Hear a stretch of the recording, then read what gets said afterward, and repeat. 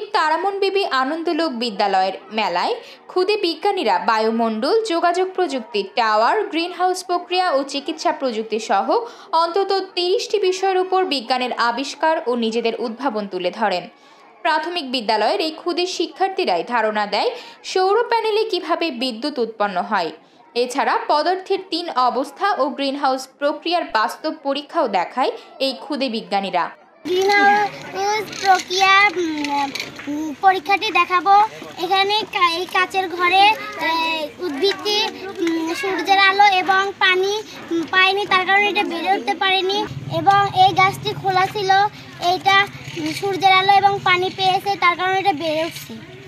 সৌর প্যানেল যা বিদ্যুতের পরিবর্তে চালানো হয়, এটা হলো সূর্যের আলো থেকে যে তাপটা পড়ে তা দিয়ে বিদ্যুৎ উৎপন্ন হয়, তা দিয়ে আলো জ্বালানো হয়, ফ্যান চালানো হয়, এবং কি বৈদ্যুতিক যে কোনো কিছুই যেটা বৈদ্যুতিক বিদ্যুৎ করতে পারে তাই সোলারও করতে পারে। এটি কঠিন পদার্থ, এটি তরল পদার্থ, এটি পানি, এটি বায়বীয় পদার্থ, এটার ভেতরে বায়ু আছে।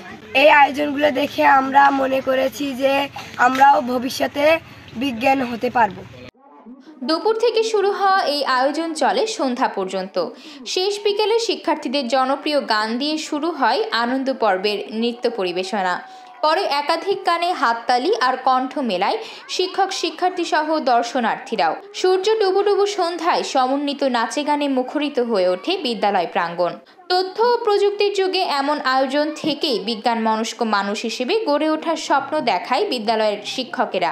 বিজ্ঞানী হওয়ার স্বপ্ন দেখে অদম্য এই ক্ষুদে শিক্ষার্থীরাও। এই মেলাতে অনেকগুলো স্টল ছিল।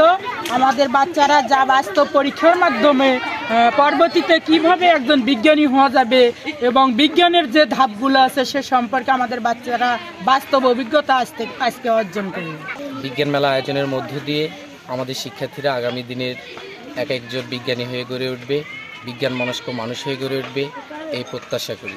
এই মেলা থেকে আসলে তারা যে ইন্সপায়ার হবে, তারা যে ছোটোবেলা থেকেই বিজ্ঞানের যে কলা কৌশল সম্পর্কে শেখার আগ্রহ বাড়বে, এই জন্যই এই মেলার আয়োজন।